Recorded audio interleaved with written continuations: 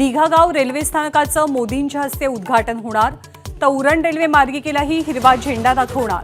आज अधिकृत कार्यक्रम जाहीर होण्याची शक्यता। पंतप्रधान मोदी उद्या नाशिक दौऱ्यावर, मोदींचा रोड शो होणार। रामकुंड आणि काळाराम मंदिरात पंतप्रधान मोदी दर्शन घेणार।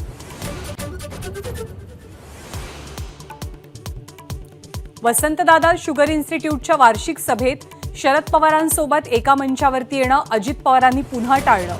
शरद पवार मात्र कार्यक्रमाला हजर। नवाब मलिक यांना सुप्रीम कोर्टाचा मोठा दिलासा, वैद्यकीय जामिनात आणखी 6 महिन्यांची वाढ।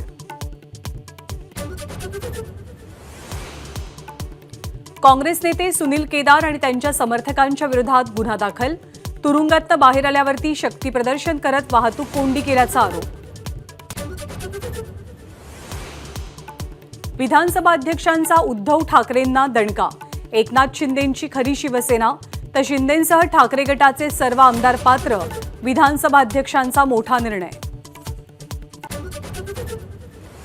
निकालानं घराणेशाही मोडीत निघाली। पक्ष कुणाचीही खासगी मालमत्ता नाही।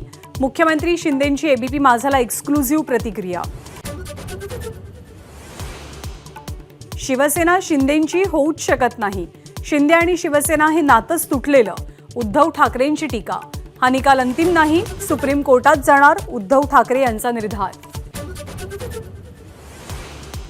उद्धव ठाकरेंच्या मशाल चिन्हावर समता पक्षाचा दावा। निवडणूक आयोगाच्या नव्या गाईडलाईन्सनुसार समता पक्ष मशाल चिन्हावरती दावा करणार। मातोश्री बाहेर हनुमान चालीसा पठण प्रकरणी राणा दाम्पत्य कोर्टात गैरहजर। न्यायाधीशांकडून राणांच्या वकिलांची कानउघाडणी। 19 जानेवारीपर्यंत हजर न राहिल्यास जामीनपात्र वॉरंट जारी करणार, कोर्टाची तंबी। उजनी धरणात फक्त 10% पाणीसाठा शिल्लक। पाण्याची नासाडी केल्यास कारवाईचा बडगा। पाणी पातळी खालावल्यामुळे सोलापूर पालिका ॲक्शन मोडवर। शरद मोहोळच्या हत्येप्रकरणी आणखी 2घांना अटक। हत्येसाठी पिस्तूल पुरवणाऱ्या 2घांना बेड्या। हत्येपूर्वी आरोपींनी मुळशीमध्ये सराव केल्याचंही उघड। भारत विरुद्ध अफगाणिस्तान यांच्यात आज पहिला 2020 सामना।